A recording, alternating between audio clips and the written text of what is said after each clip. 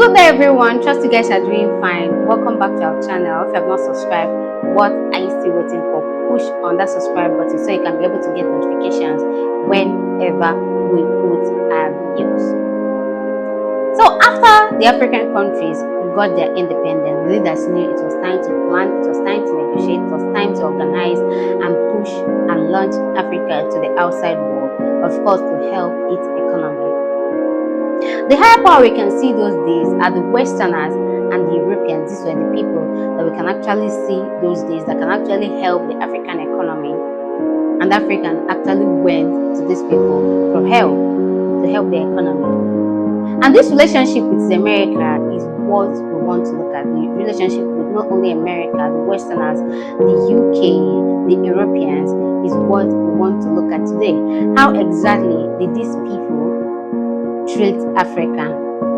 And after some years, China came up. China became one of the major world power that we see today, and China also needed Africa in the picture.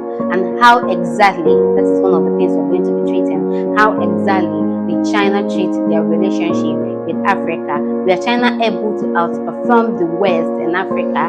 Have China been able to develop the economy of the African countries? This is what we're going to be looking at today on Remnants with Only Okafor Production.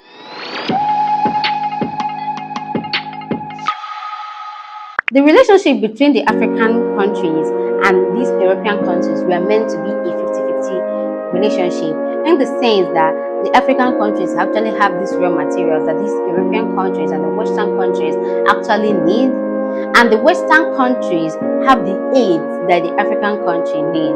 So anybody who will see this relationship will think that it is supposed to be a mutual relationship, it's supposed to be a 50-50 relationship, but no. It has been a king and the servant relationship. A king and the servant relationship, in the sense that one person makes the decision and the other person does the obeying. These Western countries does the decision and the African countries do the obeying. In a king and a servant relationship, the servant does not have any say in that relationship, and the same is with Africa and the Western world, because the African citizens, the African countries do not have any say to do. They don't have any say in this relationship. It is just the Americans that do the sayings. And they will be like, if you do not obey us, we make the laws, we make the rules, and you have to abide. If you do not obey us, we will seize the aids that we give to you. We will seize them. You will no longer see them. You will no longer see how to succeed. We will send sanctions on you. We will send sanctions in such a way that your economy will be completely crippled. We see part of it on what happened in Uganda this year. Uganda said, we don't want the LGBTQ community, any of the practices identified by the LGBTQ, we don't want it in our country. If we get you practicing the LGBTQ rights and their beliefs in our country, you will have to go to jail and spend some time in jail. And immediately the Americans had this, they sent sanctions on Uganda. We also see that in what happened in Libya, when Gaddafi said, I want a united Africa, I want a currency backed by gold, and immediately America got the information. They sent soldiers, they sent NATO to Libya, and at the end of the day, Gaddafi is killed, Muammar Gaddafi is killed, and we see what Libya have turned today. So this has been the relationship. If you refuse to obey, you have to go 6 feet on the ground. You as a leader, you refuse to obey, you go down 6 feet on the ground, your economy suffer, you suffer sanctions from them. It is either you obey them or nothing. You have no say in this relationship. Everybody knows that years later, China came up in the picture. And when China came up, America became jealous because China actually built its economy, built itself in such a way that they survived without the Americans, that they thrived and became one of the major economic power of the world, and the Americans are actually jealous of it, which I think is very, very normal. Who used to be the world power all these years came around, and it turned on them that another person is coming up and is trying to challenge them. So China came to Africa, and before China actually came, they viewed their the African relationship rather, they viewed the African relationship with the Western relationship, the European relationship, and they said, since these people have this king and servant relationship, let us present a mutual relationship to these people. Let us present a brotherly, sisterly relationship with these African people. It is just like a man who is actually dating a lady, and there is this other man at the back of the door that loves this lady, that is waiting for a chance for this man to actually make mistakes, so that they will use this opportunity to slide into the moment and get the girl's heart. That was just the picture that China came with. They came and told the African countries, the African leaders, and said, we are going to have a mutual relationship. It's not going to be like the king and servant relationship that you have with the Americans. It is now going to be a mutual relationship where we respect your culture and you respect our culture. We respect your beliefs, you respect our beliefs. We respect everything you respect. We are not going to command. We are not going to tell you what you are supposed to do. We are just going to make our rules. You make your rules, and all of us will just go ahead and follow it. This was what China came with to Africa. And they also promised Africa and said, we are going to build your economy, we are going to build things for you that will make your environment completely very, very desirable, very, very, very favorable for people to actually live in. And China came and they did just what they said. When you come to Africa, there are a lot of railways, stadiums, schools, boreholes, a whole lot of things that has been built. And with this, I think that China have actually outperformed America. They have actually outperformed the Western world and the European world down here in Africa. China is far more influential in Africa. But I have one scenario I actually want to bring about, and that is what happened in Zimbabwe.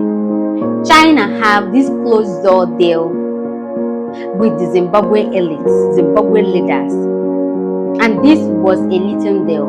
Nobody knows of the deals, nobody knows of the details, or whatever the documents, the agreement entails to today.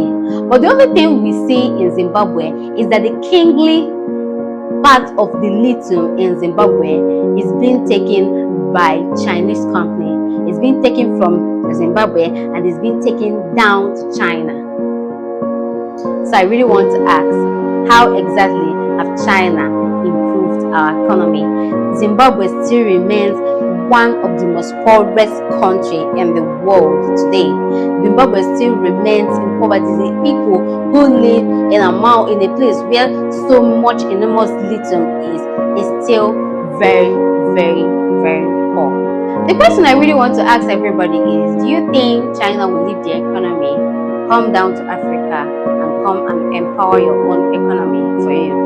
Can I ask, how much do you give your beggar? The beggar that begs you around the road, you say to the beggar, come around, let me share my money, my net worth 50-50. You take 50 and I take 50. Do you even give the beggar 40%? Do you even give the beggar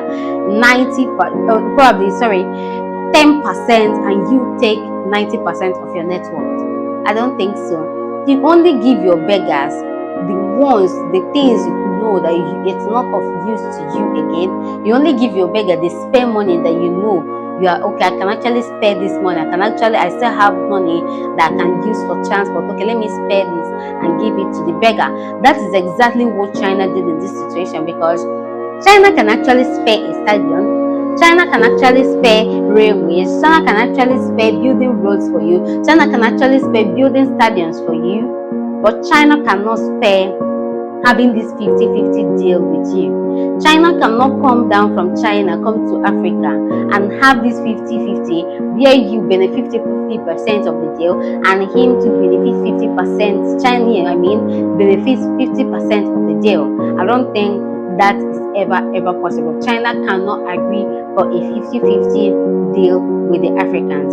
Another question is, how do Africans have 70% of the individuals living in it less than the age of 30, and we are still looking for people who is going to transform the natural materials that we have down here in Africa for us, that will go back to their place, buy it so expensive, and will come down here and boast that we are actually importers.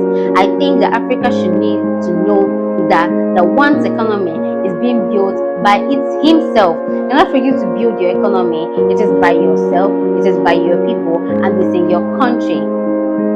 And the last statement I would really like to make is that China and America have just one objective. Everybody came for one thing, and everybody knows what it is. It's just the raw materials. Everybody is scrambling for Africa because they need these raw materials. They cannot do without these raw materials. And since Africa have 30% of the world's raw materials, they need Africa, and they cannot live without Africa. So the earlier the Africans know that this is exactly what China and this is exactly what Americans want, they have the same aim to hold back and actually take the natural resources that belongs here in Africa, the earlier we know it. So anybody who is out there arguing about China and America, I think it's a very, very wrong thing to do, because they all came for one objective, and that is the raw materials. It's time for throwback.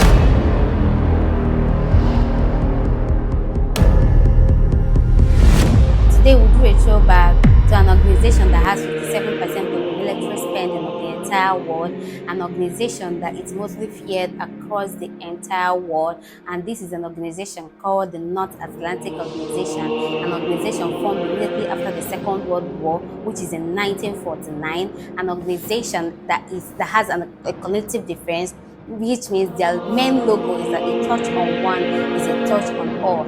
If you touch any country, if you attack any country under this organization, therefore you attack every single country under this organization. It is a very powerful organization that the world actually respects, and everybody is fighting to enter this organization, and the world respect this organization. But there is a question that is coming out from the entire world, and this question is that 22% of the NATO budget is being funded by the United States of America, and most people in the United States of America, like Donald Trump, have come out to say America should not be in NATO. America should not be funding NATO, because it's believed that America have been funding NATO because it has 22% of the NATO budget being funded by the Americans. So this is exactly the question we'll be leaving you with today.